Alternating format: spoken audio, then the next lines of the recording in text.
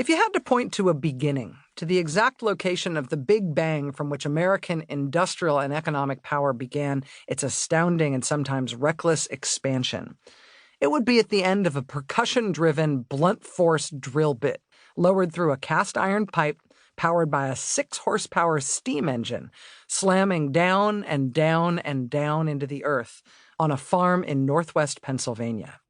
At a depth of 69.5 feet, the operators of the drill struck what they'd been looking for. And on August 28, 1859, the crude yet sublime substance, rock oil as it was called at the time, presented itself on the Earth's surface.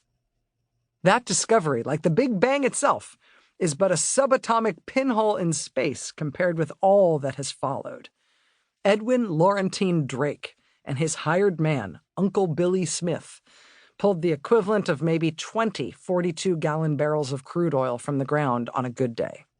The inhabitants of our planet weren't exactly starving for more in 1859, or at least didn't yet know they were.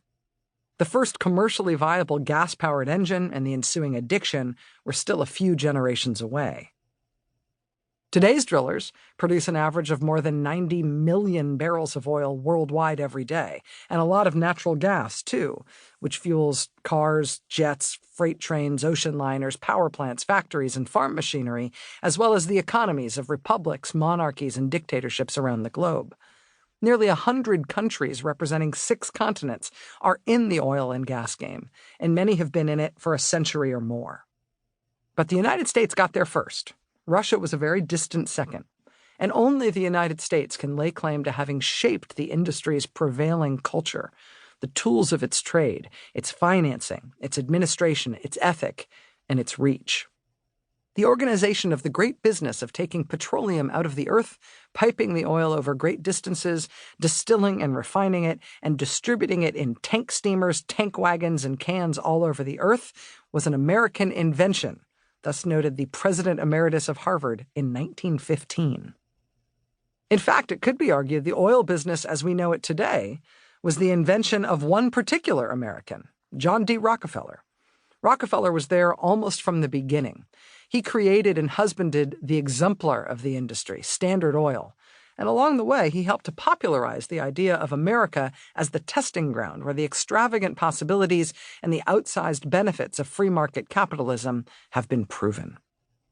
As a junior partner in a Cleveland merchant commission house trading in grain, hay, meat, and miscellany when Edwin Drake made his strike in 1859, John D. Rockefeller watched the oil business unfold up close.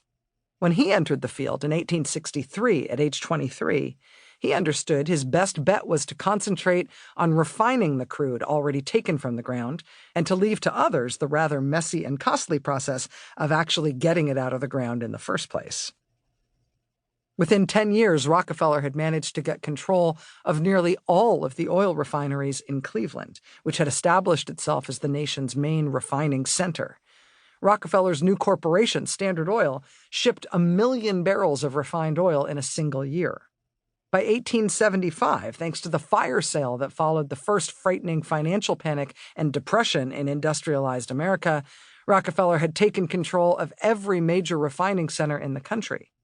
We were all in a sinking ship, he would later explain, and we were trying to build a lifeboat to carry us all to shore. The Standard was an angel of mercy, reaching down from the sky and saying, "Get in the ark, put in your old junk, we'll take the risks." Standard Oil's main product at the time was kerosene, which proved a welcome innovation in illumination. It was efficient, effective, plentiful, and reasonably priced. The most widely used lighting oil at the time, which was struck from soft coal, was dirty. Whale oil was hard to get, see Moby Dick, and dwindling in supply. Kerosene from petroleum, or rock oil, was just the thing to illuminate the clean, bright new future. Rock oil emits a dainty light, promised the new industry, the brightest and yet the cheapest in the world, a light fit for kings and royalists and not unsuitable for Republicans and Democrats. Farmers and city dwellers could afford to read well into the night. Factory owners could afford to keep their works open around the clock. Rockefeller's magic potion was a worldwide phenomenon. In 1875, before any European-based company was producing kerosene in bulk, 75% of the output from Rockefeller's American refineries was loaded up and shipped overseas. Cash flowed back across the Atlantic. Standard's production capacity grew year after year. The efficiencies that followed, economies of scale, allowed Rockefeller to cut the cost of refining by more than 85% and to cut the cost to the consumer by 70%. Demand swelled, and so did revenues.